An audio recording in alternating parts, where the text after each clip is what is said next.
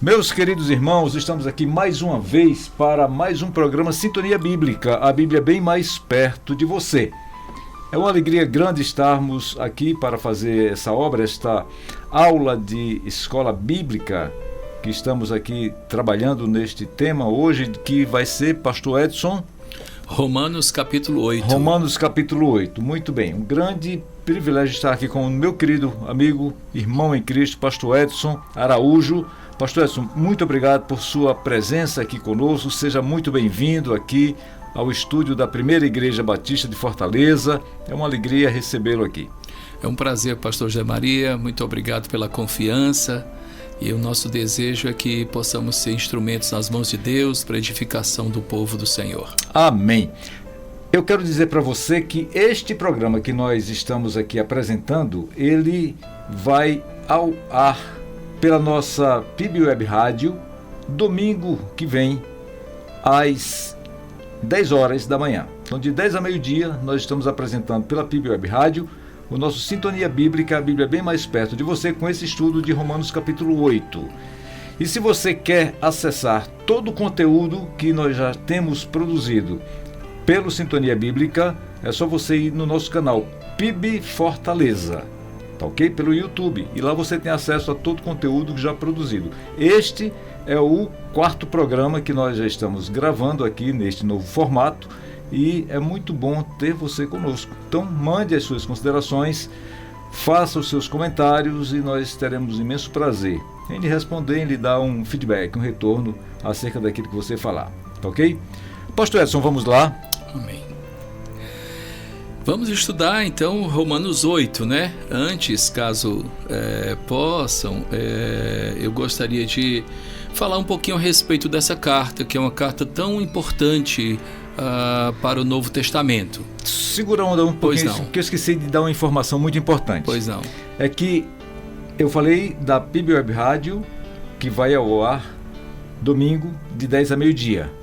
E este programa, Pastor Edson, você pode divulgar aí nas suas redes sociais todas, ele será veiculado na quinta-feira, a partir das 18 horas, tá ok? Então, você está convidado a estar conosco. Desculpa. No YouTube, não é, pastor? Pelo YouTube, pois não. Exatamente. Isso. Muito bem, a carta do apóstolo Paulo aos Romanos é considerado o primeiro documento teológico sistematizado do Evangelho da Graça. É de fato uma carta muito importante e apesar do apóstolo Paulo ter como público primário os cristãos de Roma, essa carta tem edificado o povo de Deus ao longo do tempo, vencido as barreiras do tempo e encontrado lugar em nossos dias também, com a relevante mensagem extremamente atual para os nossos dias, não é? Pastor Edson, o livro de Romanos é tido no nosso meio como uma Bíblia dentro da Bíblia. Positivo, né? E o curioso, pastor Zé Maria, é que o apóstolo Paulo não conhecia aquela igreja até então. Ele escreveu essa carta no desejo de se apresentar para aquela igreja, mesmo conhecendo alguns, tanto que no capítulo 16 ele faz menção a pessoas que ele conheceu em outros contextos, mas ele escreveu com o propósito principal de fazer de Roma um ponto de apoio para que ele pudesse chegar até a Espanha e levar o evangelho ao Ocidente, né? Essa carta foi escrita ali no ano 57, 58, isso, mais ou menos, depois de Cristo, né? Isso, antes inclusive dos evangelhos, né? É bom que se saiba. Sim. Né? Mas vamos lá, capítulo 8 de Romanos. É uma epístola central, porque aborda ali a vida do Espírito e a certeza da salvação. Isso. Esse capítulo 8, ele é fundamental. É bom que a gente se situe, mais ou menos, pastor Zé Maria, da seguinte forma. O apóstolo Paulo, no primeiro capítulo, ele apresenta a situação do povo gentio sem Deus.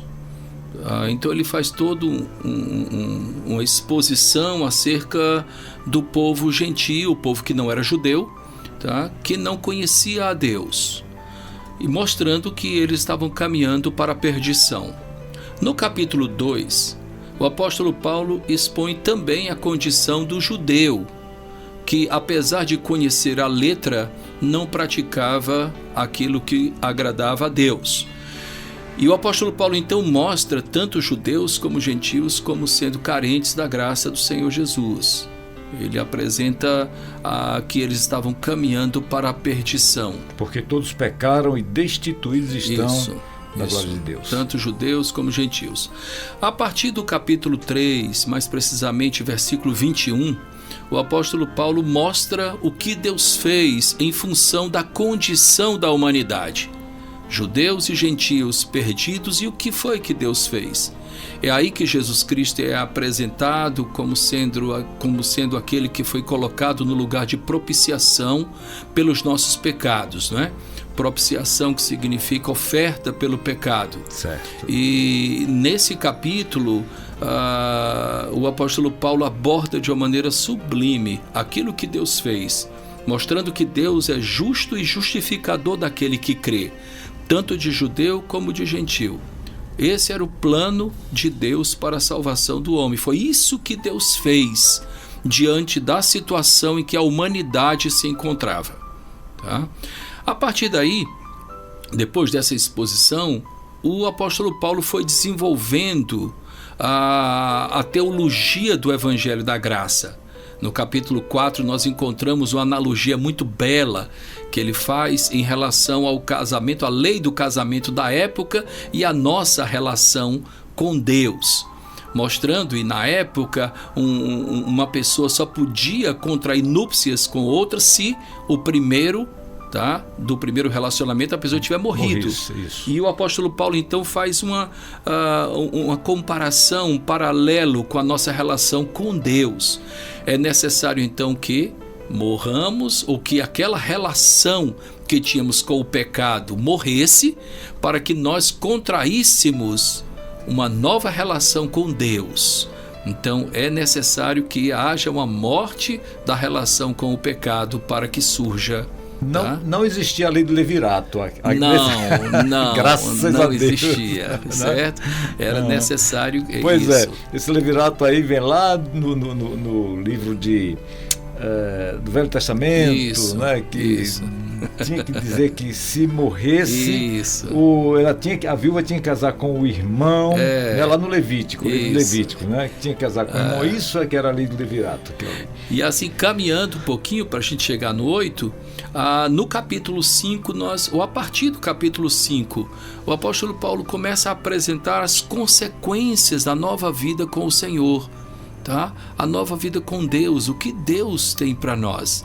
E Paulo, de uma maneira sublime, mostra que até as tribulações servem para nos aperfeiçoar, para que sejamos de fato disciplinados pelo nosso Senhor, para que pudéssemos dar continuidade ao seu reino aqui na terra. Aí chegamos no capítulo 8, no capítulo 8, que é belíssimo. Somente para a gente fazer uma conclusão em relação a esse apanhado da carta aos Romanos, o apóstolo Paulo vai até o capítulo 11 apresentando o Evangelho de uma maneira teórica. E eu até costumo dizer, eu fui professor de Novo Testamento da Faculdade Teológica Batista de Brasília, né? E eu costumava dizer para os meus alunos que se eu tivesse escrito Romanos, eu colocaria primeiro Romanos e segundo Romanos. Primeiro Romanos de 1 a 11, segundo Romanos de 12 a 16. Porque, de fato, você observa na doxologia do final do capítulo 11, o apóstolo Paulo meio que concluindo, porque dele, por meio dele, para ele são todas as coisas. A ele, pois, toda a glória eternamente. Amém. Então é como se ele estivesse, de fato, concluindo algo. Depois, ele começa a apresentar aquilo que nós devemos viver após sermos alcançados pela graça do Senhor Jesus. Muito interessante, eu nunca tinha me detido com relação a essa questão de possibilidade de primeiro Romanos e segundo Romanos, porque de fato temos essas duas distinções muito claras, conforme bem pontuou o pastor Edson, né, com o encerramento do capítulo 11, nesses termos que fora falado aqui. Isso. Aí ele apresenta uma espécie de ato, né? Nos 2 primeiros versículos do capítulo 12, tá? Rogo-vos, pois, irmãos, pelas compaixões de Deus, que né? apresenteis os vossos corpos. É como se ele estivesse diante de tudo que foi mostrado, de toda a compaixão de Deus que foi apresentada nos 11 primeiros capítulos. Eu rogo que vocês agora apresentem os vossos corpos como sacrifício vivo, santo e agradável a Deus, que é o vosso culto racional. Ou seja, Paulo está dizendo, diante de tudo que foi abordado, vocês estão sendo encorajados a colocarem em prática aquilo que vocês receberam, tá? Então, apresente os corpos, que isso tudo seja colocado em prática, tá? Que vocês possam vivenciar essa fé que foi demonstrada nos 11 primeiros capítulos. E aí ele apresenta os dons, e aí ele apresenta tudo que é prático na vida cristã, né? Maravilha. Muito bem. Então vamos ao capítulo 8. Capítulo 8. O capítulo 8 nós podemos compartimentá-lo, não é, É o que pastor eu fiz, Edson? foi o que eu fiz, pastor. Certo. Como é que foi essa divisão que o irmão fez? Eu sugiro que nós possamos dividir esse capítulo em 4 sessões, tá? E aí, caso o colega concorde, nós faríamos a leitura de 1 a 12, que é a primeira sessão que destacamos, e aí nós trabalharemos esses versículos de uma maneira objetiva e didática, né? Tentaremos fazer isso dentro das nossas limitações. Depois apresentaremos de 13 a 17, depois de 18 a 30 e finalmente 31 a 39. O tempo é curto para nós aprofundarmos, mas nós lutaremos para não sermos superficiais e apresentarmos com certo dinamismo aquilo que encontramos na palavra de Deus. Certo. Pode ser? Posso ler? Por favor. De 1 a 12. De 1 a 12. Acompanhe com a gente aí, querido ouvinte, querido amigo que está nos acompanhando. Portanto, agora já não há condenação alguma para os que estão em Cristo Jesus. Porque a lei do Espírito da vida em Cristo Jesus te livrou da lei do pecado e da morte. Pois o que para a lei era impossível, visto que se achava fraca por causa da carne, Deus o fez na carne, condenando o pecado e enviando o seu próprio Filho em semelhança da carne do pecado e como sacrifício pelo pecado, para que a justa exigência da lei se cumprisse em nós, que não andamos segundo a carne, mas segundo o Espírito. Os que vivem segundo a carne pensam nas coisas da carne, mas os que vivem segundo o Espírito nas coisas do Espírito. Pois a mentalidade da carne é morte, mas a mentalidade do Espírito é vida e paz. A mentalidade da carne é inimiga de Deus, pois não está sujeita à lei de Deus, nem pode estar. Os que vivem na carne não podem agradar a Deus. Vós, porém, não estáis sob o domínio da carne, mas do Espírito, se é que o Espírito de Deus habita em vós. Mas se alguém não tem o Espírito de Cristo, não pertence a Cristo. Se Cristo está em vós, embora o vosso corpo seja mortal por causa do pecado, o Espírito é vida por causa da justiça.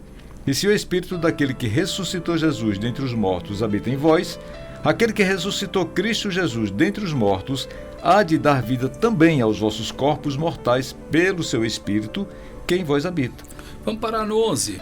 Vamos. Tá? Eu acho que é melhor. O 12 já faz parte aqui do conteúdo de uma nova sessão. Tá bom? Vamos lá então. Nessa primeira sessão, nós encontramos a ênfase da segurança que o crente tem no Senhor Jesus, tá? Uma segurança permanente. Nós somos seguros em Cristo Jesus. Paulo então começa dizendo: agora, pois, já nenhuma condenação há para os que estão em Cristo Jesus, inseridos naquilo que representa o Senhor Jesus Cristo. No outro texto, lá em 2 Coríntios capítulo 5, versículo 17, né, Paulo também enfatiza: se alguém está em Cristo, é nova criatura, as coisas velhas já passaram, tudo se fez novo. É interessante aqui, pastor Edson, que no capítulo 7, aqui um pouquinho antes, Paulo discute a luta entre a carne e o Espírito. Essa militância, né? E ele menciona a incapacidade de a lei salvar Sim. devido à fraqueza humana. Muito bom. E é curioso que Paulo, na sua sabedoria, não é? Ele se utiliza, não é? De um ícone, de um referencial do Antigo Testamento para mostrar que nós só somos salvos pela graça. Ele apresenta Abraão, mostrando que Abraão não foi salvo nem pela circuncisão, que ele não foi salvo pela lei, que ele não foi salvo pelas obras. Ele foi salvo porque obedeceu. Ele foi salvo pela graça do Senhor Jesus. E a ideia de obedecer é se submeter. Se submeteu à ação da graça do Senhor Jesus Cristo, que é um favor não merecido, né? Então, a salvação, ela é dentro dessa perspectiva. Nada podemos fazer para sermos salvos, se não nos rendermos ao Senhor Jesus Cristo. Já né? foi feito tudo. Exatamente. Já foi feito tudo. Né? Não tem mais nada que Exatamente. possa ser realizado, pelo menos sob a ótica humana, Sim. a não ser, conforme bem apontou o pastor Edson, se submeter, obedecer Isso. a Jesus Cristo. Né? Uhum. Então, a gente vê nesse primeira sessão a segurança. Agora, tá? A partir de agora, diante disso aí, não há nenhuma condenação para os que estão em Cristo Jesus. Não significa que aqueles que estão em Cristo não são julgados culpados perante Deus, é isso? Isso, as obras, né, são apresentadas diante do Senhor. No entanto, a salvação, e aí a gente vê também como reforço em 1 Coríntios capítulo 3, né, a situação que Paulo faz uma metáfora fantástica ali, mostrando sobre o fundamento, a fundação que é Cristo, e ele diz, uns constroem edifícios de palha, outros de madeira, outros de feno e outros de ouro, tá? As obras serão provadas naquele dia como que pelo fogo. Se a obra queimar, ele terá prejuízo, mas o tal será salvo. Por quê? Por conta do fundamento que é Cristo. Então a grande verdade é que as nossas obras serão de fato julgadas, mas aqui essa segurança que nós falamos é a segurança da salvação que temos no Senhor Jesus Cristo. Até né? porque tem a questão dos galardões, né? Que é uma outra questão que a gente pode ir longe. Numa outra oportunidade. Isso, numa outra oportunidade a gente aborda esse tema, né? Bom, Paulo então vai fazer aí um jogo, e essa linguagem dele era facilmente compreendida pelas pessoas da época. Esse paralelo entre lei e espírito, lei e graça, tá? Ele diz, versículo 2: porque a lei do espírito da vida em Cristo Jesus te livrou da lei do pecado e da morte. Ou seja, qual o papel da lei, tá? O apóstolo Paulo coloca nessa carta que a lei nunca salvou ninguém. O papel da lei se limitava a pôr em relevo os nossos pecados. Jogar luz nas nossas imperfeições. Exatamente, né? Mostrar que o pecado é pecado. Certo. Sem a lei, por isso que Paulo dá a importância à lei. Porque sem a lei, nós não saberíamos o que é correto e o que é errado. Tá certo? Então, aí ele diz assim, né? A lei do Espírito da vida em Cristo Jesus te livrou da lei do pecado e da morte. Porque a lei, na verdade, ela condenava, enquanto que Cristo libertava, né? Pagava pelos nossos erros, perdoava. Tá certo? Aí ele diz, porquanto o que for impossível à lei, o que era impossível à lei? Salvar. E cumpri-la integralmente como Cristo fez. Por isso que nenhum se salvava pela lei. Exato. Porque todos pecaram e foram destituídos à glória de Deus, né? Então assim, e o salário do pecado é a morte. Isso. Né? Então assim, porquanto o que for impossível à lei, no que estava enferma pela carne, isso fez Deus, enviando o seu próprio Filho em semelhança de carne pecaminosa e no tocante ao pecado, e, com efeito, condenou Deus na carne o pecado. O que é que isso quer dizer? Tá? O que é que isso quer dizer? Eu costumo dizer, pastor, inclusive aos alunos quando eu dava aula, e também na igreja, de vez em quando, em estudos bíblicos, que Deus salvou o homem dentro das regras. Só haveria justificação pelo pecado, tá? Mediante o derramamento de sangue. Ele não fez diferente. Porque há de vez em quando esses questionamentos: mas se Deus é todo poderoso, por que ele teve que matar o seu filho, entregar seu filho à morte, tá? Porque ele jogou dentro da lei, dentro do que é correto, dentro das regras, vamos dizer assim, para que a gente compreenda, né? Então, para a salvação, ele colocou o seu filho, tá? E ele teve que ser fiel até a morte, e morte de cruz, tá? Para que o seu sangue pudesse nos purificar de todo pecado. Nós não conseguiríamos jamais cumprir a lei. E o pastor Hernandes Dias Lopes, até fazendo um comparativo para que ficasse bem claro, ou seja, ele desenhou praticamente, ele citando que você vai fazer um omelete.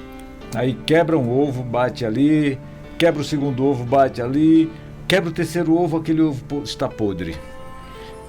Ou seja, estragou tudo. Você não consegue fazer o seu omelete porque um ovo estragou. Isso. Então você vai cumprindo um artigo da lei, vai cumprindo uma outra lei, ou esse artigo, mas chega um momento em que você dá uma deslizada e não consegue cumprir. Estragou tudo. A condenação virá, né?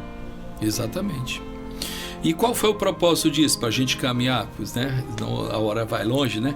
Aí, no propósito, ou seja, a fim de que o preceito da lei se cumprisse em nós, que não andamos segundo a carne, mas segundo o Espírito. Pastor, eu tenho algo comigo e quero dizer para os ouvintes, né? Que eu não sou o dono da verdade, tá? Mas há uma expressão, eu sou neto de pastor, né? Então eu cresci dentro do contexto do evangelho, fui membro aqui da primeira igreja, fui recomendado para o seminário pela primeira igreja, tenho uma profunda gratidão a essa igreja. Mas há uma expressão muito usada no meio evangélico, chamado crente carnal, tá? Sim. No meu entendimento, humilde entendimento, tá? Não existe crente carnal. Ou você é espiritual, ou você é carnal. Você pode até cometer coisas concernentes à carne, mas você não é carnal por isso. Mas como assim? Há uma distinção. Aí, às vezes, as pessoas se reportam a Paulo escrevendo aos Coríntios, né? Mas o que o texto diz é assim, né? 1 Coríntios 3. Não pude escrever a vocês como a espirituais, e sim como a carnais, à semelhança de pessoas carnais. Porque se você é salvo, você passou da morte para a vida. Exatamente. E é isso que esse versículo diz, veja bem, tá? A fim de que o preceito da lei se cumprisse em nós, que não andamos segundo a carne, mas segundo o Espírito, tá? Mesmo que nós não tenhamos uma vida, logicamente que não teremos nunca a vida perfeita, tá? Se bem que é esse desafio, né? Sede perfeitos, como perfeito é o vosso Pai. Essa palavra é teleios, né? Ou teleos, e ela quer dizer completo, inteiro. Que vocês sejam inteiramente de Deus, tá? E não parcialmente de Deus. Então, assim, eu compreendo isso, que há uma distinção entre carne e espírito. No momento que eu nasci de novo para uma nova vida. Exatamente. Tá? Uma vida espiritual. Como é que nasci de novo e continuo carnal? Ou seja, se eu faço parte da nova aliança em Cristo, esta nova aliança não só remove a condenação que pairava sobre mim, mas também, pastor Edson, nos capacita a vivermos como crentes de acordo com a vontade de Deus, pelo poder do Espírito Santo. Sim. Não é isso? Exatamente. Aí avançando, o versículo 5 diz: porque os que se inclinam para a carne cogitam das coisas da carne, mas os que se inclinam para o Espírito, das coisas do Espírito. Então é normal. Olha, você pode encontrar um crente se ele é crente verdadeiro, por mais descomprometido que ele seja, quando nós conversamos seriamente com ele, ele diz assim: olha, o meu desejo é me consagrar mais. O meu desejo, eu não estou conseguindo ainda, mas olha, esse é o meu desejo.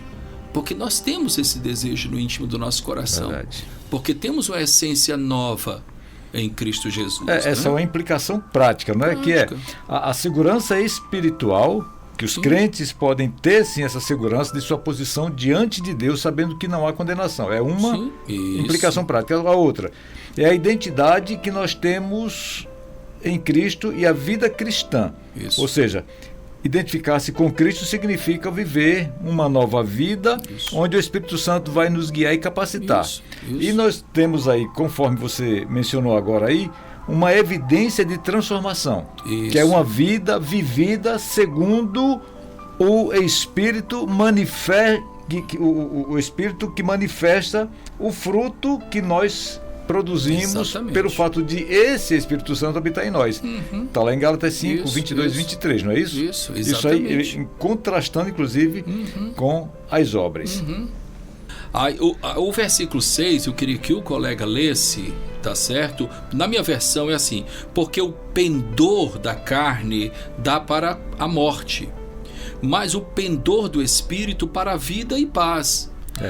Na minha versão está: pois a mentalidade da carne é morte, mas a mentalidade do Espírito é vida e paz. É porque, na verdade, essa palavra, no original, ela mostra a inclinação, certo? A inclinação. Então, o que quer dizer? Por isso pendor e o pensamento, certo? Tá? O pensamento, a mentalidade, o pendor, tá? Aí mostra claramente: o pendor da carne dá para a morte. Então, obviamente, não existe crente carnal.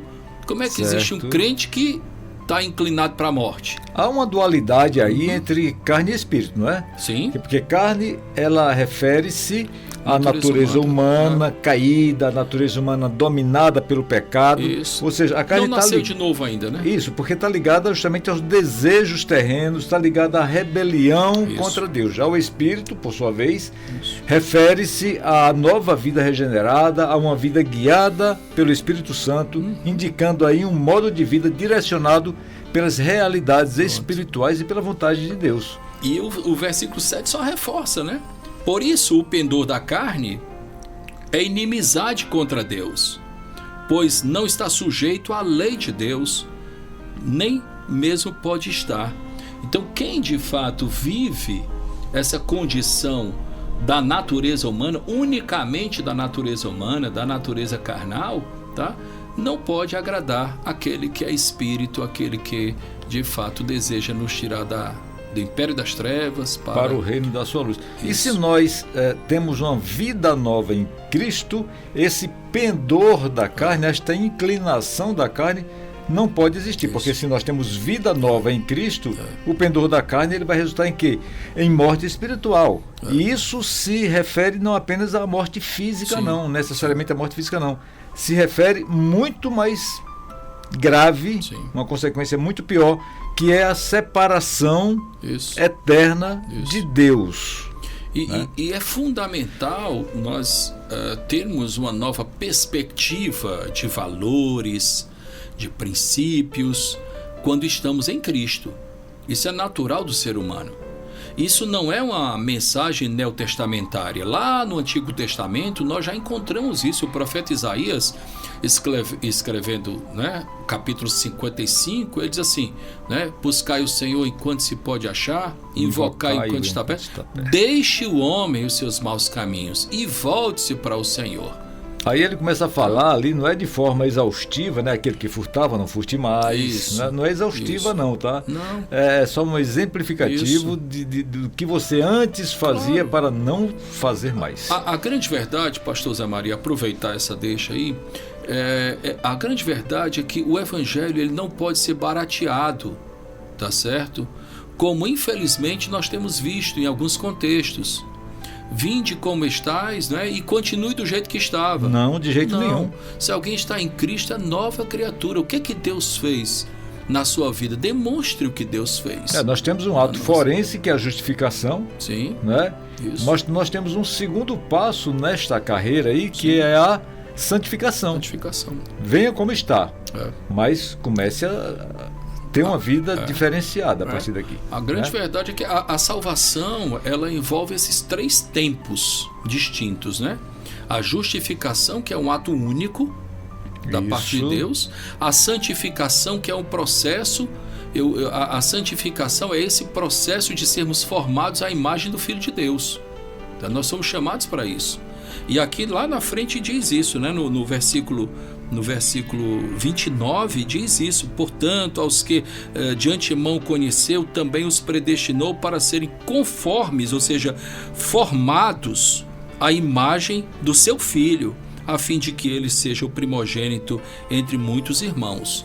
Então, nós não fomos salvos somente para frequentarmos a igreja e fazermos da igreja um ponto de encontro, curtirmos ali aquele momento de amizade. Não, nós fomos salvos para vivermos uma nova vida em Cristo Jesus. Não é à toa que nos versículos 9, 10 e 11 de Romanos 8, Paulo aqui lembra aos crentes que eles não estão na carne, não. Eles estão no Espírito, se de fato, aí ele bota aqui, se de fato o Espírito de Deus habita neles. Ou seja, a presença do Espírito Santo em um crente é uma marca de pertencimento em Cristo. Sim. Não é verdade, pastor? Pode até ler esses versículos, que a gente termina essa sessão com esses versículos, né? 9, 10 e 11. Isso, então diz assim: vós, porém, não estáis sob o domínio da carne, mas do Espírito, se é que o Espírito de Deus habita em vós. Mas se alguém não tem o Espírito de Cristo, não pertence a Cristo. Se Cristo está em vós, embora o vosso corpo seja mortal por causa do pecado, o Espírito é vida por causa da justiça. E se o Espírito daquele que ressuscitou Jesus dentre os mortos habita em vós, aquele que Cristo ressuscitou dentre os mortos há de dar vida também aos vossos corpos mortais pelo seu Espírito que em vós habita. Então essa distinção fica muito clara. Isso. Tá certo? Aquele que não está no Espírito, tá? Ele é limitado a esta vida aqui.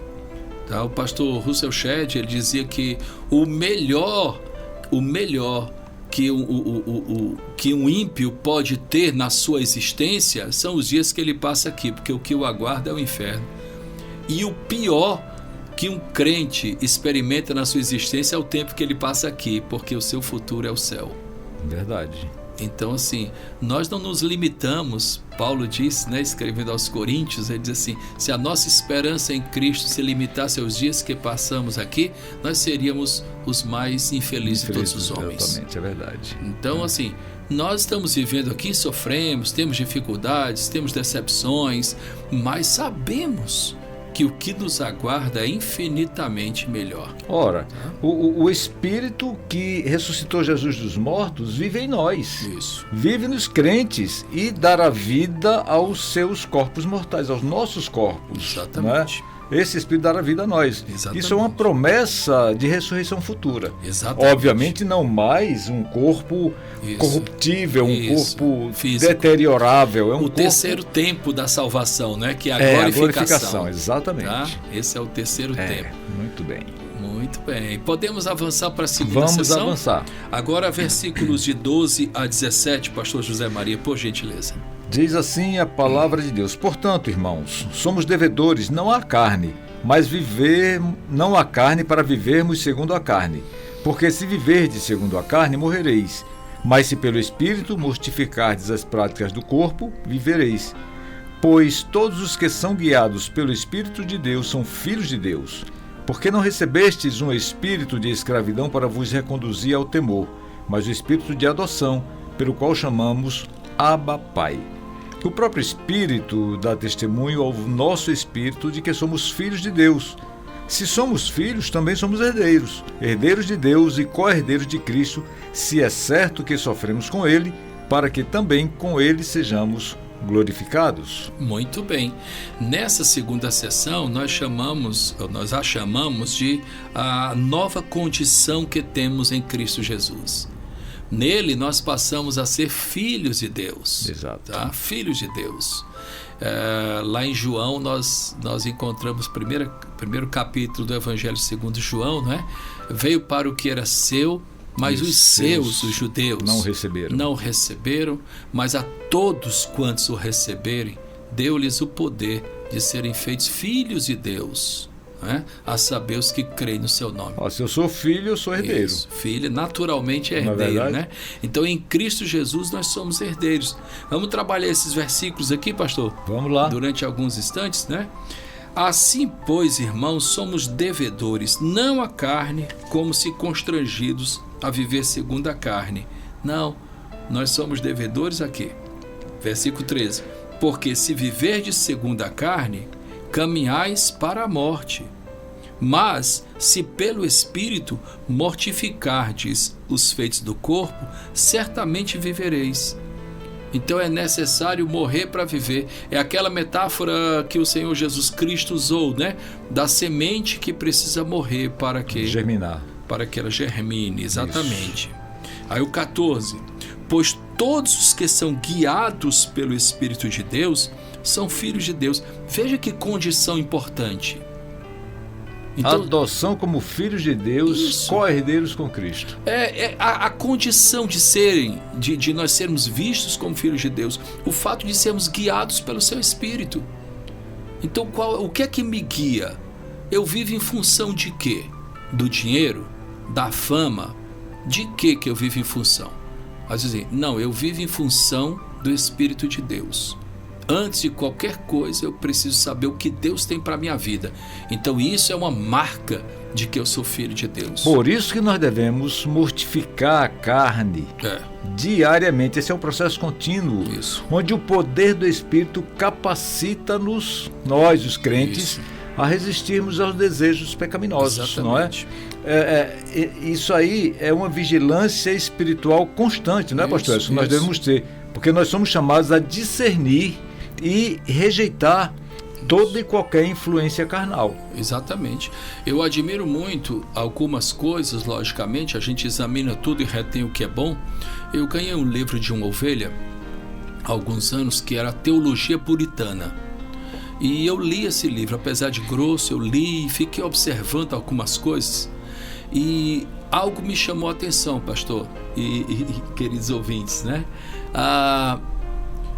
Quando uma família puritana morava numa cidade e frequentava uma igreja, sabe? E o provedor da casa, via de regra, o homem, recebia um convite para ir para uma outra cidade, ganhando o dobro, ganhando o triplo do que recebia na sua cidade original.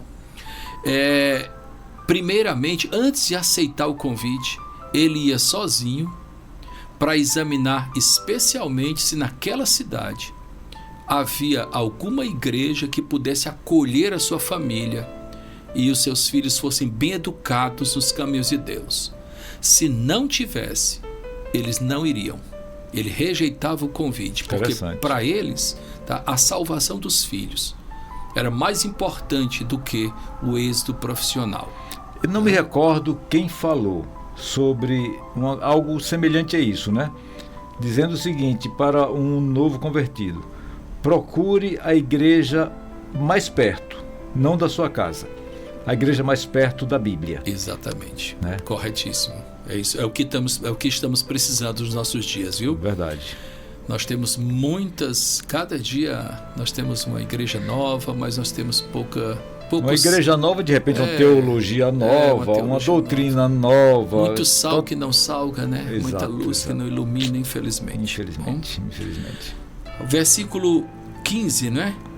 Porque não recebeste o espírito de escravidão para viverdes outra vez atemorizados, mas recebeste o espírito de adoção, baseados no qual clamamos Abba, Pai, que é pai em aramaico, tá? Na linguagem popular. É papai, né? Abba é pai em aramaico. É uma maneira mais simples. Pode ser traduzido como papai, como paizinho e tal. É uma maneira mais simples, uma mais maneira íntima, né, do tratamento pai e filho. O aramaico, ele tinha essa característica, não é? Que era uma linguagem mais popular, não é? Mais popular. Então Paulo escreveu aqui no grego, né? O Novo Testamento foi no grego, mas ele fez questão de colocar essa palavra em aramaico, porque dá um sentido maior de intimidade. Pastor Edson, eu posso dizer para os nossos seguidores aqui que o conceito de adoção é fundamental para a teologia cristã. Sim. Isso aí é indubitável, né? Sim. E que esse conceito indica uma mudança de status, de Sim. condição. Sim. Antes eu era escravo, Sim. separado de Deus. Agora eu sou um filho querido, herdeiro de Deus, eu posso dizer isso? Sem a menor dúvida.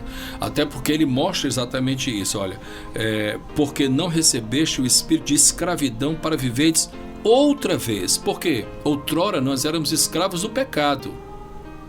Escravos do pecado. Tanto que há uma grande discussão quando ele diz, não, eu tenho livre-arbítrio para fazer o que eu quiser, isso, aquilo. Aí eu sempre digo assim, então escolha não pecar. Não consegue. Então, aí ele fala, então você não tem livre-arbítrio, campeão. Você tem livre agência, você tem uma liberdade para escolher que roupa vai vestir, liberdade para agir. Isso. O livre-arbítrio você teve no início. Isso. O primeiro Adão homem e Eva, e a primeira o primeiro mulher. homem, eles tiveram Isso. livre-arbítrio, né? Isso. Mas eles arbitraram pecar. Exatamente. Então perderam o livre-arbítrio, não existe mais. Exatamente. Eu também compactuo com o pensamento aqui do meu querido pastor Edson. Isso. Então, assim, você consegue escolher isso? Não. Então, porque na verdade você precisa estar na dependência de Deus e não de si mesmo. Exatamente. É Ele quem nos livra, não é? E quanto mais, eu tenho dito na igreja, quanto mais você lê a palavra, quanto mais você frequentar a igreja, quanto mais você tiver uma vida de oração, mais você será livre das paixões deste mundo, tá? Dos equívocos que o mundo tem para lhe oferecer. Versículo 16. O próprio Espírito testifica com o nosso espírito que somos filhos de Deus.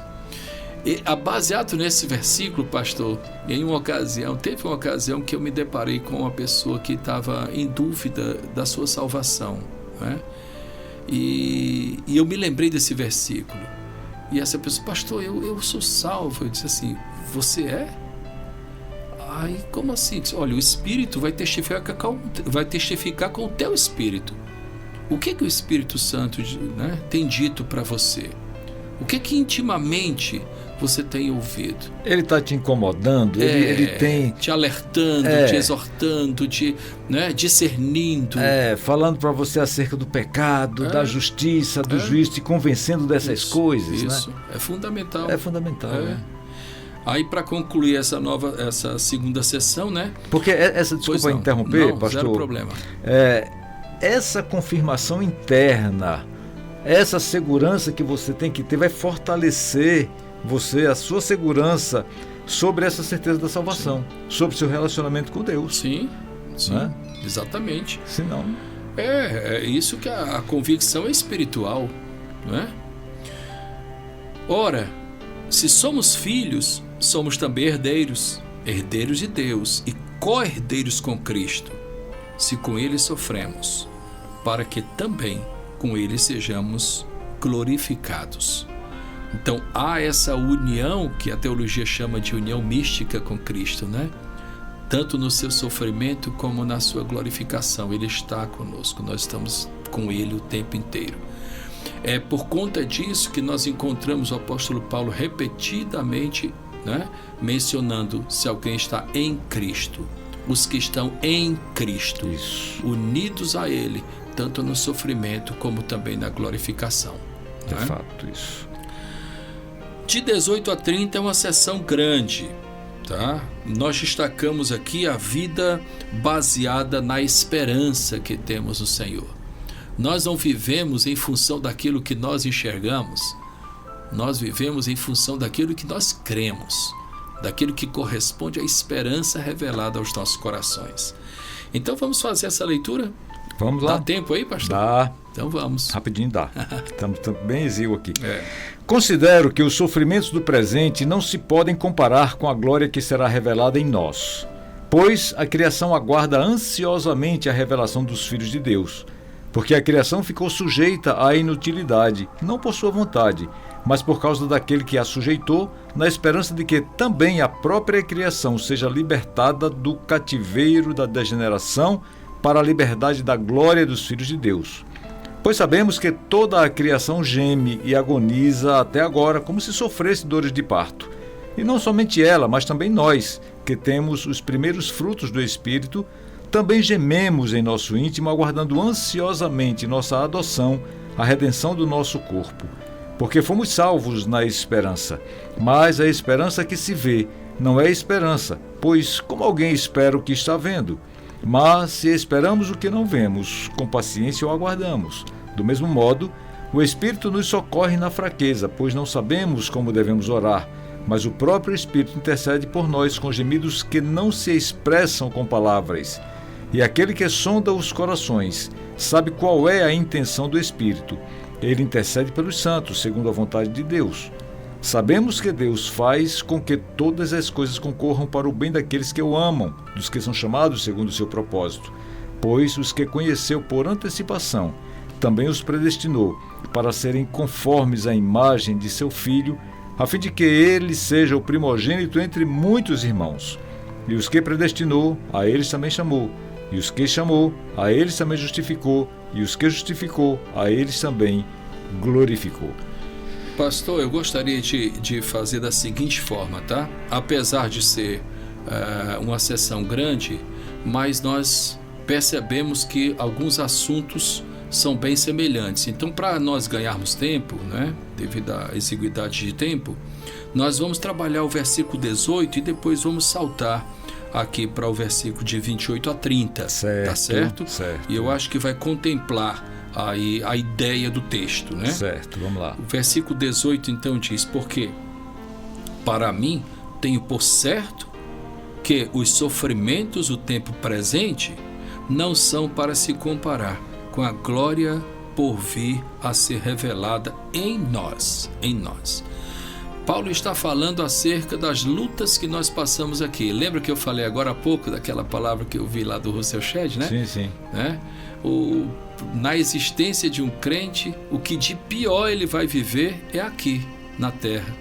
E na existência de um ímpio, o que de melhor ele vai viver é aqui. Então, assim, não nos surpreende vermos pessoas que não conhecem a Deus cada dia buscando mais êxito na vida, né? Quanto mais tem, mais quer. Então eu tenho isso, mas eu quero 2 isso agora. Então eu tenho 2 isso, agora eu quero 3 isso, tá? E aí vai quanto mais, porque assim tudo que ele tem é voltado para esta vida, porque na sua existência o que de melhor ele vai contemplar é o que ele vive aqui.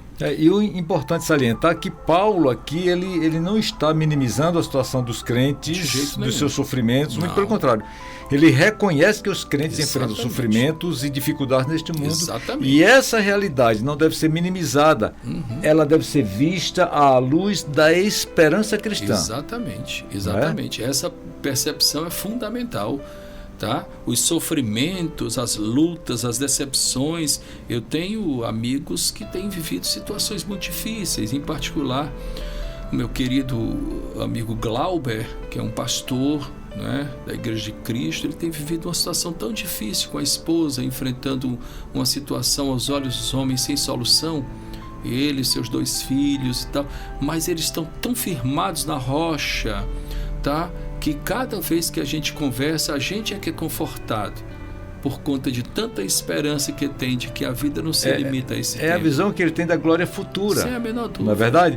Essa glória futura que se refere à plena manifestação da redenção, da perfeição que Deus preparou para o seu povo, né, pastor Edson? Especialmente na consumação do reino de Deus na segunda vinda de Jesus Cristo. E eu gosto muito dessa expressão de Paulo. Eu sou bem literal, né? Assim, eu gosto muito de trabalhar essa ideia.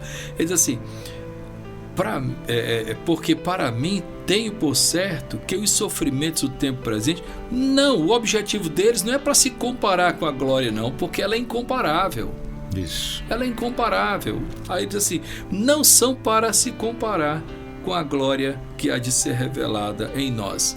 As coisas de Deus não podem ser comparadas com as coisas deste mundo, pastor. sabe? Não pode. Eu tenho sempre dito de uma maneira enfática, e eu peço permissão para dizer isso, por favor. Mais uma vez, não sou o dono da verdade, mas eu digo, olha, a Bíblia diz que nós devemos amar a Deus sobre todas as coisas, acima do nivelamento daquilo que nós amamos aqui na terra. Aqui na terra nós amamos o nosso cônjuge, nós amamos os nossos filhos, nós amamos a nossa casa, amamos as coisas e pessoas. Mas esse tipo de amor não é para ser comparado com o amor que nós temos que ter com Deus.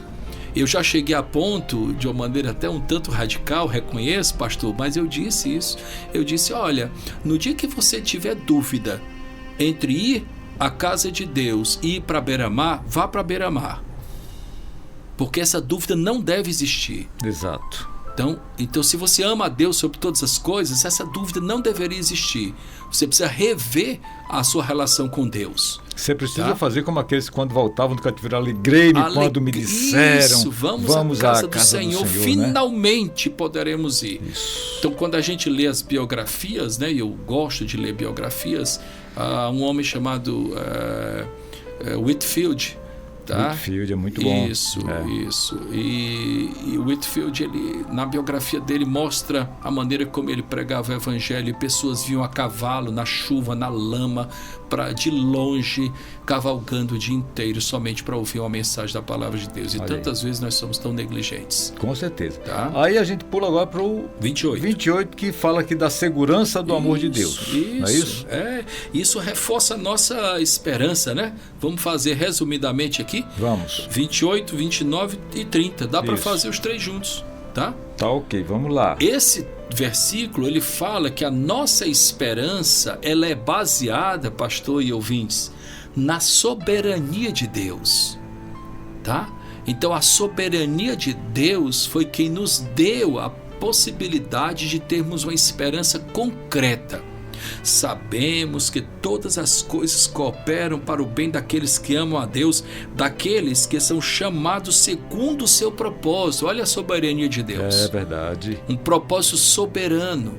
Então, se você se vê enquanto alguém que foi chamado segundo um propósito de Deus, saiba que toda e qualquer situação que você venha a enfrentar, ela não é por acaso. Deus tem um propósito de nos aperfeiçoar, coisas boas e coisas que aparentemente não são muito boas, mas no final contribuirá para o nosso bem. Aí ele continua no 29, né? Porquanto aos que de antemão conheceu, olha a soberania de Deus. Quem é que pôde nos conhecer antes de mim mesmo, senão Deus? Ele é onisciente. E não é preso ao nosso cronos, ao nosso tempo. O tempo dele é o kairos. Exatamente, né? É um tempo diferente, tempo perfeito. Aos que de antemão conheceu, também os predestinou para serem conformes à imagem do seu Filho, a fim de que ele, o Filho, seja o primogênito entre muitos irmãos. Ele então nos chamou, nos conheceu, nos predestinou para sermos formados à imagem de Cristo. Então nós temos algo para fazer. Eu costumo dizer na igreja que nem um crente tem que ser desocupado. Eu tenho que estar me ocupando em quê? Em ser formado à imagem de Cristo. A cada dia. O que é que Cristo de fato, né, deixou como legado, a maneira como ele enfrentou cada situação. E ele fecha então, aí com chave de ouro, né? E aos que predestinou, a esses também chamou, e aos que chamou, a esses também justificou, e aos que justificou, a esses também glorificou. Aí vem aqui todo o processo da salvação. Exatamente. E uma coisa importante, pastor, é que está tudo no passado. É fato. Não é? Ele já fez isso. Então, assim, o que eu estou passando hoje, tá? Deus já sabia, sabe? Nada é novo. Uma vez eu vi uma pessoa, logicamente,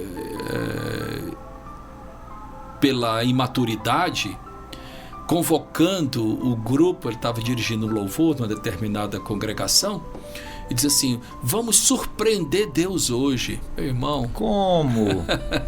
É Deus quem nos surpreende a cada momento. Com seu amor, com seu cuidado, com a sua proteção. Sempre. Né?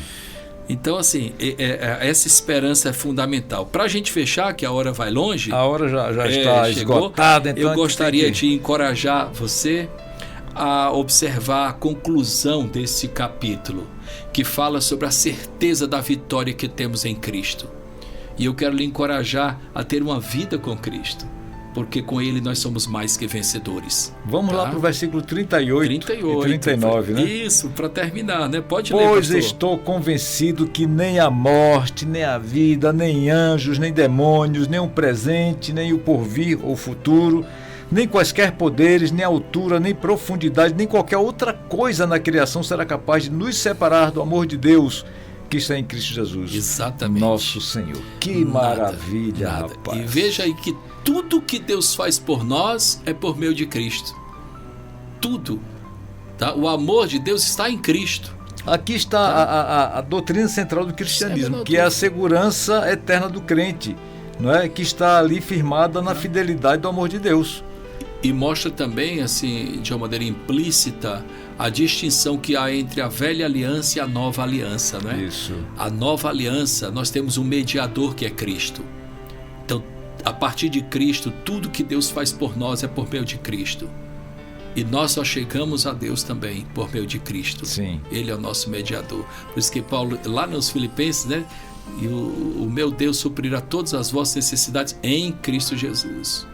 É nada nos separará do amor de Deus que está em Cristo Jesus. Tudo nada é em no Cristo presente, Jesus. nada no futuro, ou seja, Amém. a imutabilidade do amor de Deus, a fidelidade de Deus Amém. é consistente, não é gelatinoso, é consistente, Exatamente. ela não varia com os nossos altos e baixos, não. Amém.